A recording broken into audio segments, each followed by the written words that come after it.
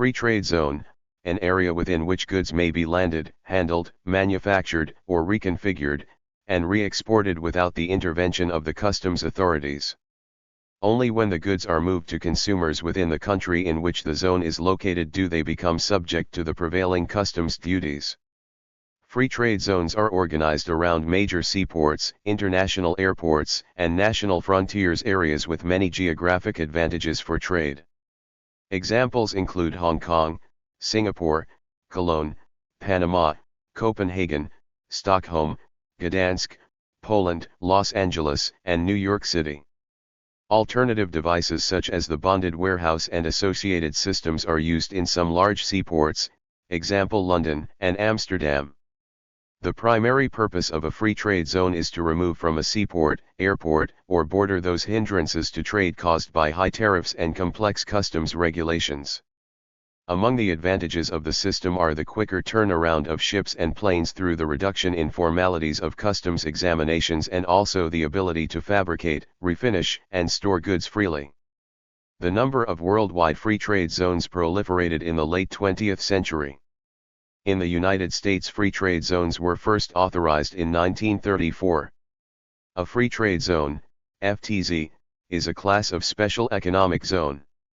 It is a geographic area where goods may be imported, stored, handled, manufactured, or reconfigured and re-exported under specific customs regulation and generally not subject to customs duty.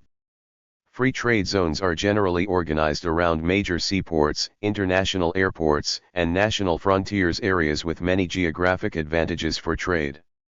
The World Bank defines free trade zones as small, fenced-in, duty-free areas, offering warehousing, storage, and distribution facilities for trade, transshipment, and re-export operations. Free trade zones can also be defined as labor-intensive manufacturing centers that involve the import of raw materials or components and the export of factory products, but this is a dated definition as more and more free trade zones focus on service industries such as software, back-office operations, research, and financial services. Free trade zones are referred to as foreign trade zones in the United States, Foreign Trade Zones Act of 1934, where FTZs provide customs-related advantages as well as exemptions from state and local inventory taxes.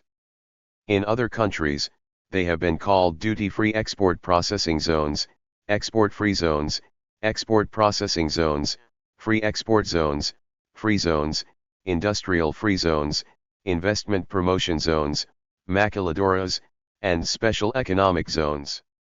Some were previously called free ports. Free zones range from specific purpose manufacturing facilities to areas where legal systems and economic regulation vary from the normal provisions of the country concerned. Free zones may reduce or eliminate taxes, customs duties, and regulatory requirements for registration of business.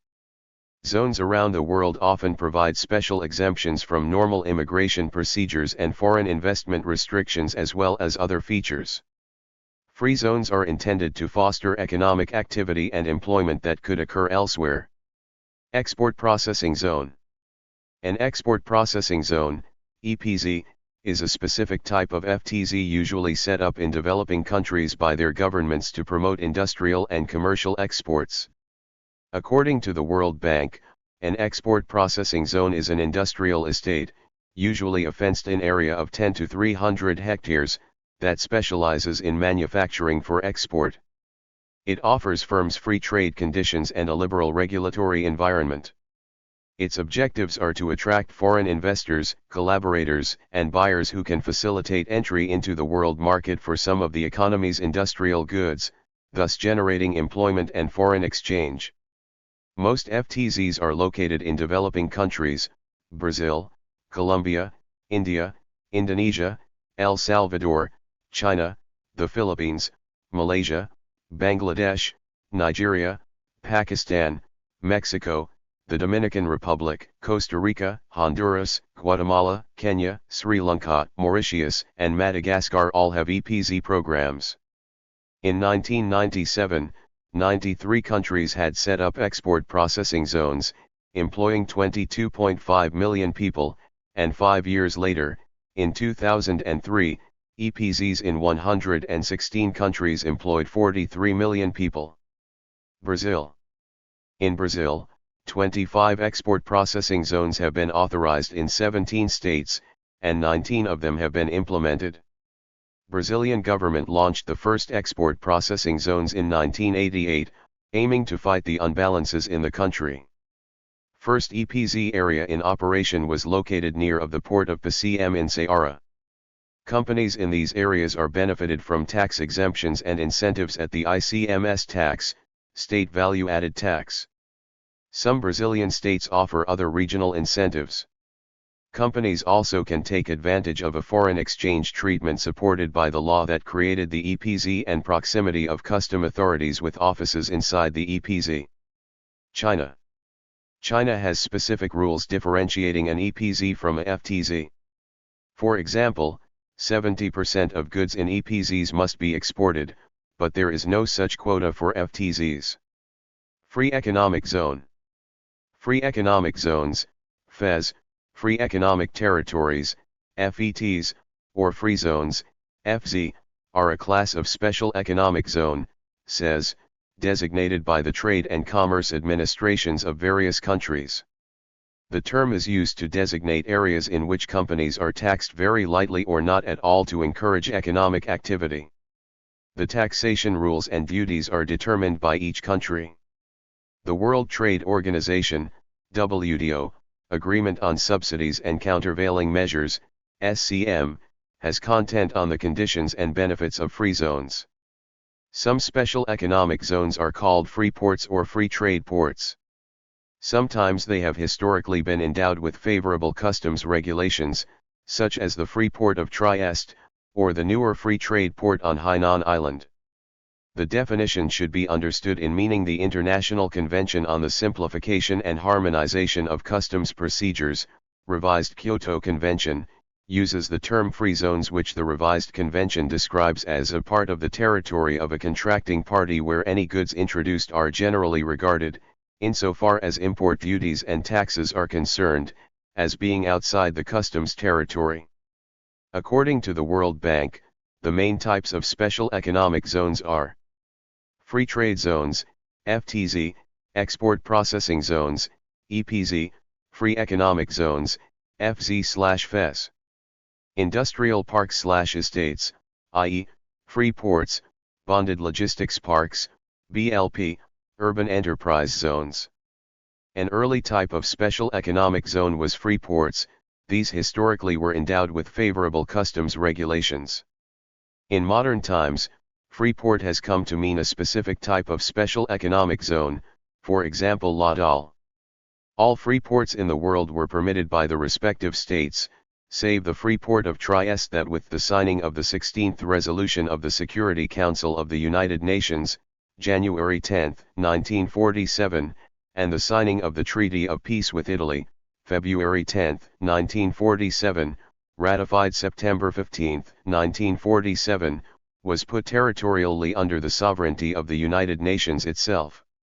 As cited on Annex 8, Article 3, Paragraph 2, the establishment of special zones in the free port under the exclusive jurisdiction of any state is incompatible with the status of the free territory and of the free port.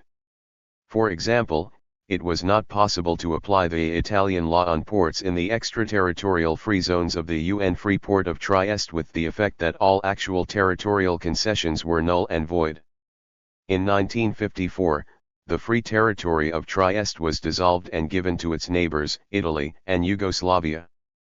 The world's first documented free trade zone was established on the Greek island of Delos in 166 BCE. It lasted until about 69 BCE, when the island was overrun by pirates. The Romans had many civitas libera, or free cities, some of which could coin money, establish their own laws, and not pay an annual tribute to the Roman emperor. These continued through at least the first millennium CE. In the 12th century, the Hanseatic League began operating in Northern Europe and established trading colonies throughout Europe. These free trade zones included Hamburg and the Steel Yard in London. The Steel Yard, like other Hansa stations, was a separate walled community with its own warehouses, weighing house, chapel, counting houses, and residential quarters. In 1988, remains of the former Hanseatic Trading House, once the largest medieval trading complex in Britain, were uncovered by archaeologists during maintenance work on Cannon Street Station. Shannon, Ireland, Shannon Free Zone, established in 1959, has claimed to be the first modern free trade zone. The Shannon Zone was started to help the city airport adjust to a radical change in aircraft technology that permitted longer-range aircraft to skip previously required refueling stops in Shannon. It was an attempt by the Irish government to maintain employment around the airport so that the airport would continue to generate revenue for the Irish economy. It was hugely successful and is still in operation today. Other free zones to note are the Kandla Free Zone in India, which started in about 1960, and the Kaohsiung Export Processing Zone in Taiwan, which started in 1967. The number of worldwide free trade zones proliferated in the late 20th century. Corporations setting up in a zone may be given a number of regulatory and fiscal incentives, such as the right to establish a business, the right to import parts and equipment without duty, the right to keep and use foreign exchange earnings, and sometimes income or property tax breaks. There may also be other incentives relating the methods of customs control and filing requirements. The rationale is that the zones will attract investment, create employment, and thus reduce poverty and unemployment, stimulating the area's economy. These zones are often used by multinational corporations to set up factories to produce goods, such as clothing, shoes, and electronics. Free trade zones should be distinguished from free trade areas. A free trade zone is normally established in a single country, although there are a few exceptions where a free zone may cross a national border, such as the Syrian/Jordanian Free Trade Zone. Free trade areas are set up between countries, for example, the Latin America Free Trade Association, LAFTA, was created in the 1960 Treaty of Montevideo by Argentina, Brazil, Chile, Mexico, Paraguay, Peru, and Uruguay, and the North American Free Trade Agreement was established between Mexico, the United States, and Canada. In free trade areas, tariffs are only lowered between member countries. They should also be distinguished from customs unions, like the former European Economic Community, where several countries agree to unify customs regulations and eliminate customs between the union members. Free trade zones have more recently been also called special economic zones in some countries. Special economic zones, SEZs, have been established in many countries as testing grounds for the implementation of liberal market economy principles. SEZs are viewed as instruments to enhance the acceptability and the credibility of the transformation policies and to attract domestic and foreign investment. The change in terminology has been driven by the formation of the World Trade Organization, WTO, which prohibits members from offering certain types of fiscal incentives to promote the exports of goods, thus why the term Export Processing Zone, EPZ, is no longer used with newer zones. For example, India converted all of its EPZs to SEZs in 2000. In 1999, there were 43 million people working in about 3,000 FTZs spanning 116 countries and producing clothes, shoes, sneakers, electronics, and toys. The basic objectives of economic zones are to enhance foreign exchange earnings, develop export-oriented industries, and generate employment opportunities. U.S. Foreign Trade Zones Board. In the United States, the Foreign Trade Zones Board, FTZB, established under the Foreign Trade Zones, FTZ, Act of 1934, is led by the Secretary of Commerce and the Secretary of the Treasury. In January 2009, the Foreign Trade Zones Board adopted an FTZ board staff proposal to make what it called the Alternative Site Framework, ASF, as a means of designating and managing general-purpose FTZ sites through reorganization. The ASF provides foreign trade zone grantees greater flexibility to meet specific requests for zone status by utilizing the minor boundary modification process. The theory of the ASF is that by more closely linking the amount of FTZ designated space to the amount of space activated with customs and border protection, zone users would have better and quicker access to benefits. When an FTZ grantee evaluates whether or not to expand its FTZ project in order to improve the ease in which the zone may be utilized by existing companies, as well as how it attracts new prospective companies, the Alternative Site Framework, ASF, should be considered.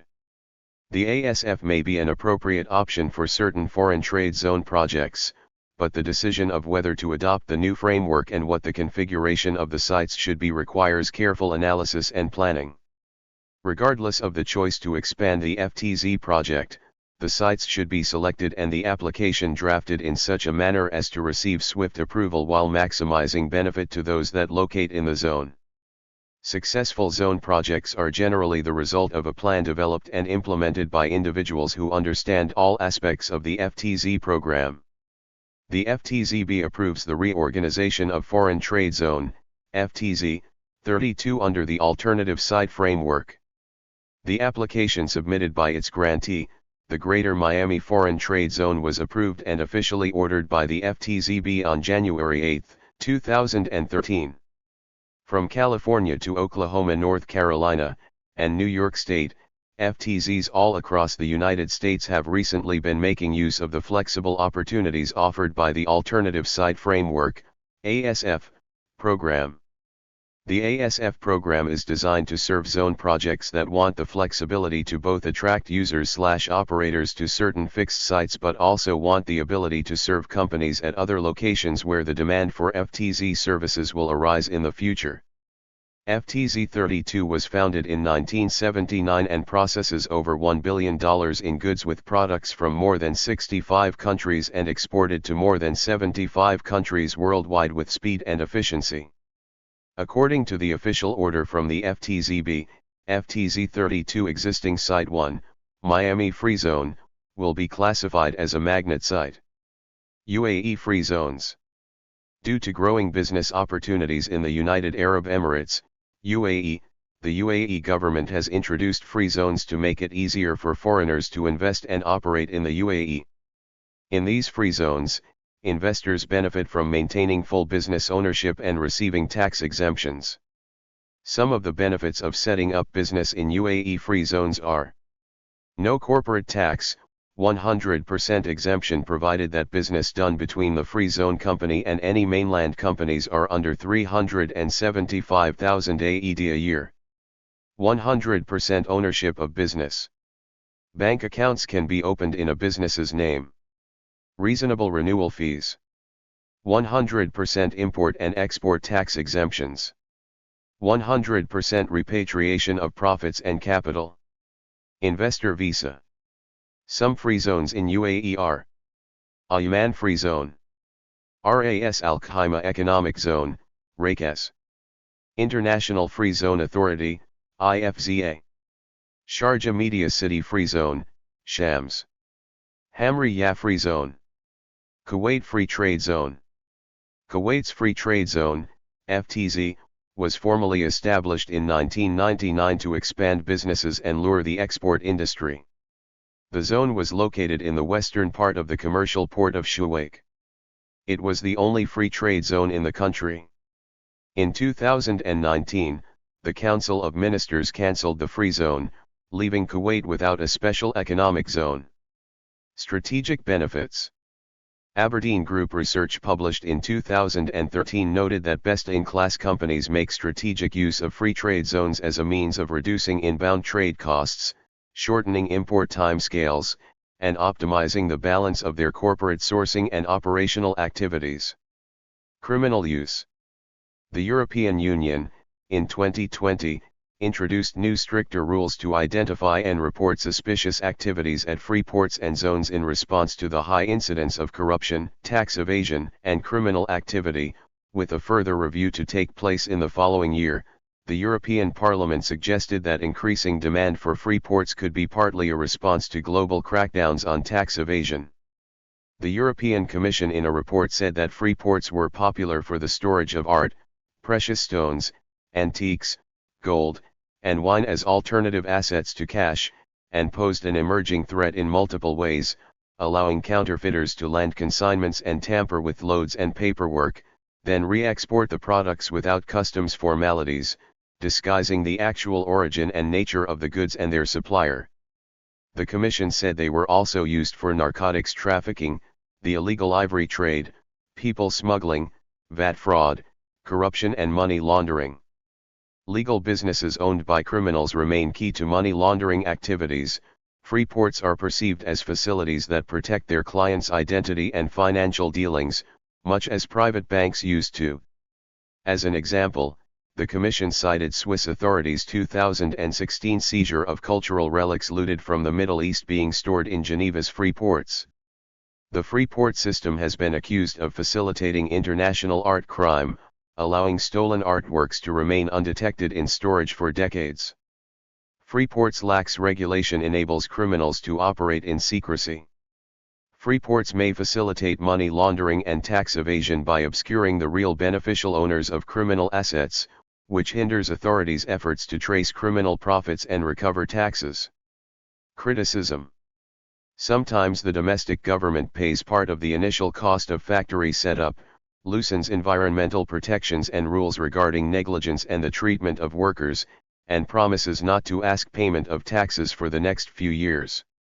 When the taxation-free years are over, the corporation that set up the factory without fully assuming its costs is often able to set up operations elsewhere for less expense than the taxes to be paid, giving it leverage to take the host government to the bargaining table with more demands, but parent companies in the United States are rarely held accountable. Political writer Naomi Klein has also criticized the transient nature of FTZs, noting the factory closures connected to the 1997 Asian financial crisis. She criticized the low wages and long hours, citing workdays of 12 or more hours in Indonesia, Philippines, southern China, and Sri Lanka circa 2000. Thank you for watching this video.